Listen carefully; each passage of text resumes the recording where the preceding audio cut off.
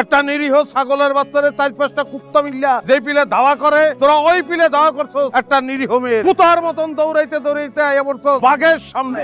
আমি আক্কার তার মু জাক্কার, খালি তোরা এখন পছন্দ করে লবি। মায়ের কি একলা খাবি না গুড়ি গুষ্টি শুদ্ধ খাবি? তোর নাম আক্কাস, ডায়লগ তো মারছো জাটকা। ডায়লগ আমি ধাক্কা সেই মারি, মাইরের লগে ডায়লগ ফ্রি। অপশন তোকে দুইটা, অপশন 1 হয় একলা একলা মাইর খাবি, অপশন 2 সবাই মিলে মাইর খাবি। আর তোরা ডিসিশন ল কোনটা করবি। এই নলার ঘরে নলা একসাথে আইলে তো মাইর খেয়ে পাউডারিয়া উইরা যাবি গা।